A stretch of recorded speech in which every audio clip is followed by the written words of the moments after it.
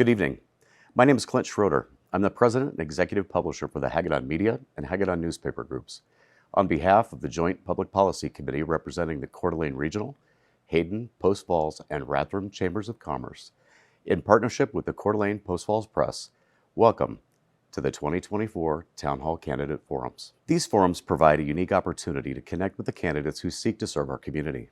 Tonight's events will be hosted by two esteemed business leaders, Hilo Hancock, CEO of Beacon Clinic, and Tyrell Stevenson, Legislative Director of the Coeur d'Alene Tribe. This year, our moderators will sit down with each candidate to discuss several of the most pressing issues in Kootenai County. By meeting with our candidates one-on-one in a more casual environment, we aim to provide our voters with a better understanding of each candidate's point of view.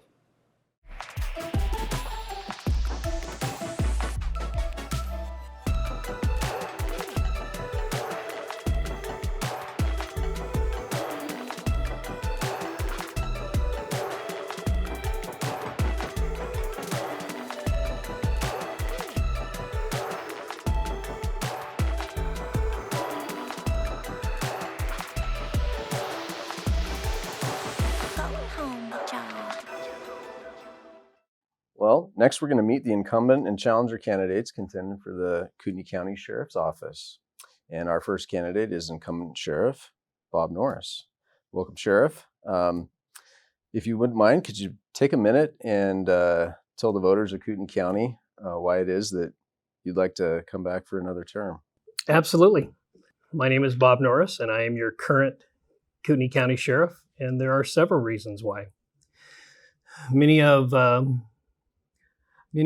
the comments that I get around town that this is the most community-engaged sheriff's office that this community had ever seen, and I enjoy being your community-engaged sheriff. And we have reduced crime in the county area. If you're policed by the sheriff's office, crime is down 16%. We also have reduced our liability claims. We've also stopped the hemorrhaging of personnel to other agencies. We were in a bad place when I took office. We were losing personnel to other agencies, and we've been able to stabilize the organization. And I recently received the endorsement of the Kootenai County Sheriff Employees Association by a 93% approval rating. So that's part of some of the reasons why. All right. Well, we'll jump into a couple questions that we have for you. And the first one is pretty specific. The city of Hayden is considering creating its own police force rather than continuing to contract with the sheriff's office. What would you tell residents who wonder what you believe Hayden should do? The city of Hayden and any incorporated city here in Kootenai County or even within Idaho are really not in a position to have their own dispatch center, create their own dispatch center, and create their own police department. They did a study in 2010 that it would have cost them several millions of dollars, and this was 5,000 residents ago. And in that study, the company recommended that they have 20 officers at that time. And we know what the cost of 20 officers would be. And it's just not feasible for the city of Hayden to create its own police department. I believe it's political hyperbole. It's the Kootenai County Sheriff's Office is the best law enforcement agency here in Kootenai County, and we are the best fit for the city of Hayden. Another follow-up question here. How do you view the role of the sheriff? We're talking about other jurisdictions. How do you view the role of the sheriff in working with other jurisdictions to promote public safety within the county? Oh, we have a great working relationship with all of our law enforcement partners, 100%. I believe that other agency department heads have said publicly that it's a great working partnership, and we'll continue that great working partnership. All right. Our final question deals with the uniqueness of your office and the leadership and the job that the sheriff does in the county. Obviously, the sheriff is elected, and how far into the political realm should a sheriff go when it comes to campaigning and political party functions versus in the office, on the streets, management, and policing? Well, there's a fine line. I believe that for the office of sheriff, there should be a degree of credibility and a degree of a standard when you're running for that office. I believe that false statements and false accusations from another candidate to another candidate should be called out, and I don't believe that's the type of campaigning for sheriff that somebody should do. So yeah. All right. Well, we really appreciate the time and coming down here and giving voters the opportunity to have some of their questions answered and get to know you a little bit. If you wouldn't mind to take a minute and offer any final thoughts you might have. Well, I've enjoyed being your sheriff the last 3+ years. I'm a member of Coeur d'Alene Rotary. I am a lifetime member of the National Rifle Association. I'm a member of the Microgrange Flats Grange. I am a member of the Eagles. You can often see me at Coeur d'Alene High at sporting events during high school sporting events. I'm involved in this community. I'm probably one of the most community engaged sheriff and accessible sheriff that this county has ever seen. And I look forward to serving you for the next 4 years. All right. We really appreciate the time, and thanks for coming Yeah, down. absolutely. Thank you. All right.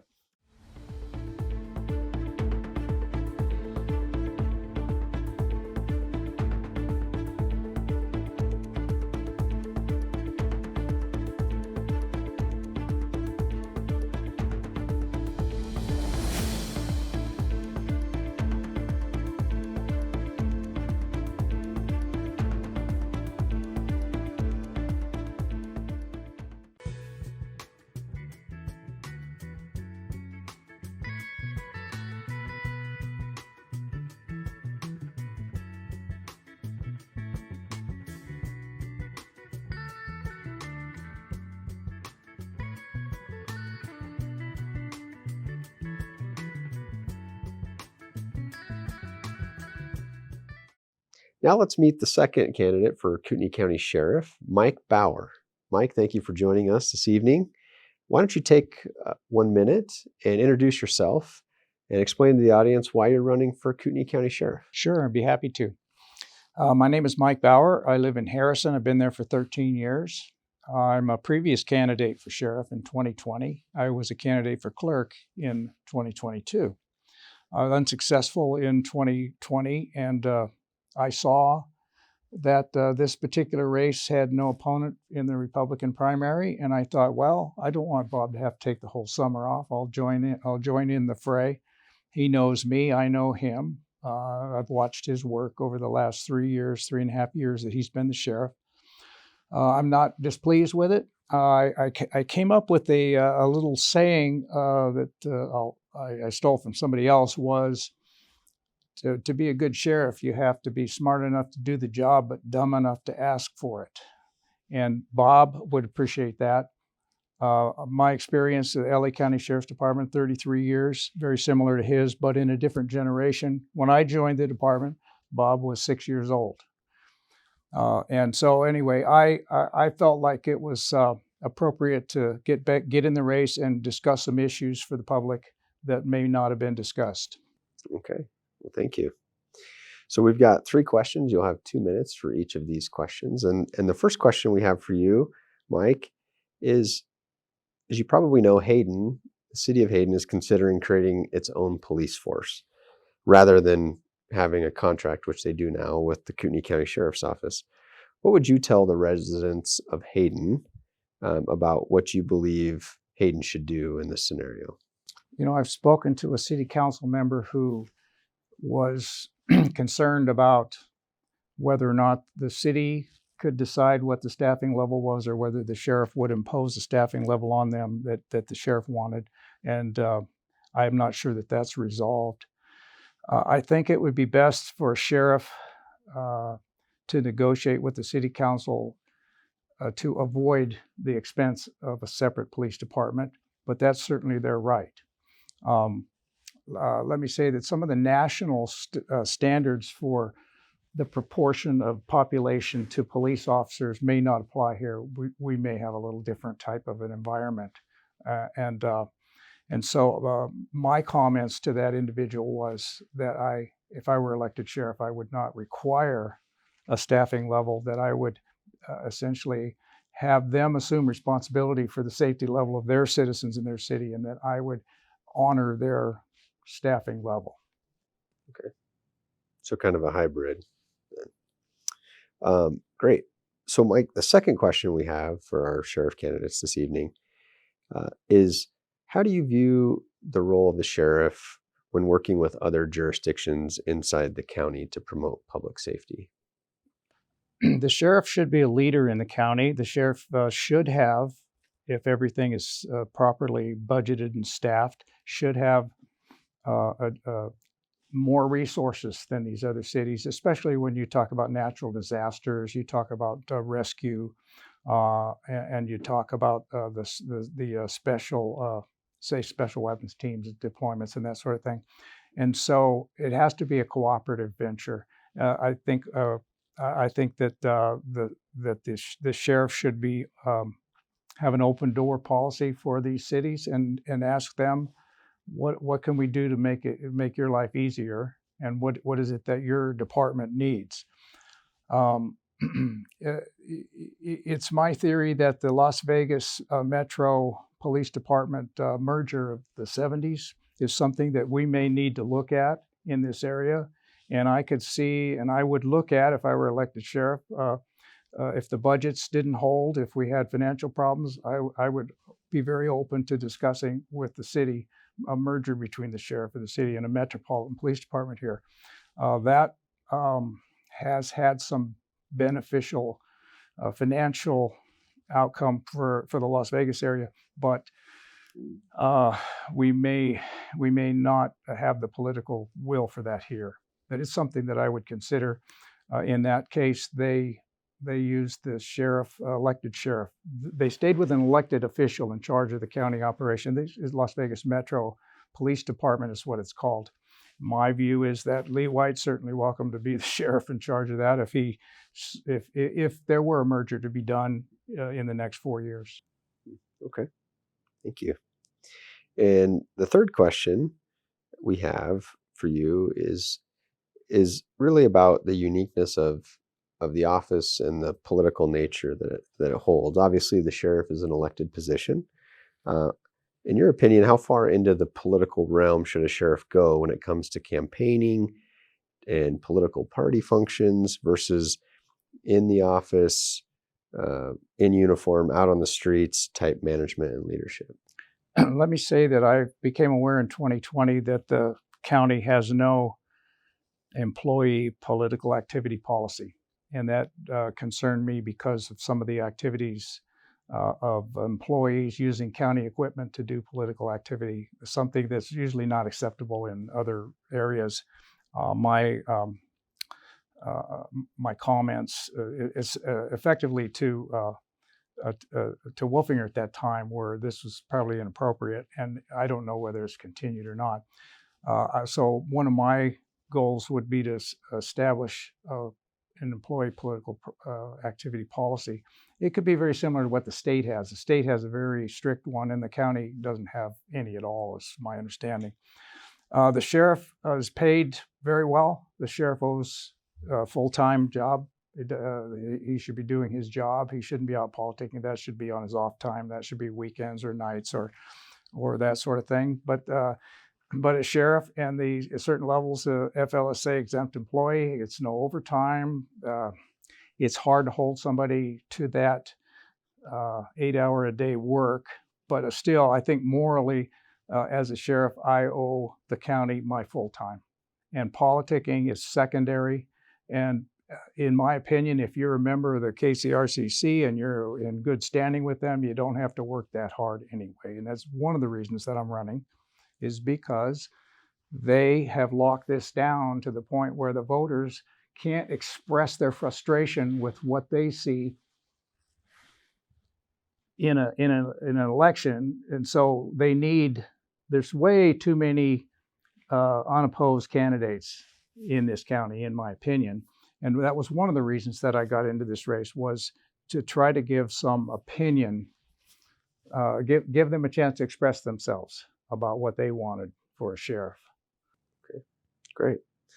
Well, we appreciate the answers to those questions. And now you'll have 1 minute to share with the voters of Kootenai County any final thoughts you have, or a closing statement, and what you would want them to know about why they should vote for you, Mike. Let me say that I didn't come here to say that Bob's not doing a good job. I didn't come here to say that the sheriff's office is in trouble.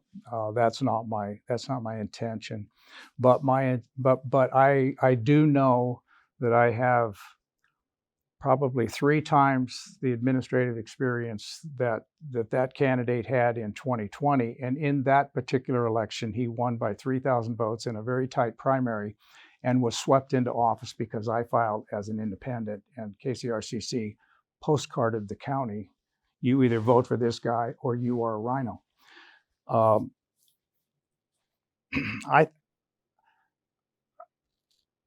I just want the voters to know that if you're dissatisfied, or you want to see a change, or you want somebody else as your sheriff, I'm available. And your only other option is that you wait till November and you take a look at Dan Wilson, and that's the only option that the voters have. Well, Mike, we really appreciate you being here this evening and responding to the questions and telling the voters more about yourself and where you stand on some of these important issues that are in the minds of the citizens of Kootenai County. We appreciate you and enjoy your responses, and thank you very much. Thank you. It's good to meet you. Thank you very much for having me. Thanks again to all the candidates who participated tonight. A very special thank you to our moderators, Hilo Hancock and Tyrell Stevenson, for their excellent questions and moderation. Your dedication to our community is admirable. I'd also like to thank the members of my team at the Hagedon Media Group and the Coeur d'Alene Press. Special thanks to the team at Quicksilver Studios. And thanks to all of you who took the time to watch. This year's 5 primary election town hall candidate forums allowed us to become more familiar with the 13 Kootenai County local race candidates. We sincerely thank those candidates who took the time to discuss what's important to county voters. We at the Hagedon Media Group take the job of providing voters with the most relevant candidate information very seriously. We hope this town hall forum has helped inform those still uncertain about whom they will cast that final vote for in the coming weeks. Along with these forums, you can find our comprehensive voter's guide at www.cdapress.com. Most importantly, don't forget to vote. It's one of the most important and powerful rights and responsibilities we have as Americans. Thank you, and good night.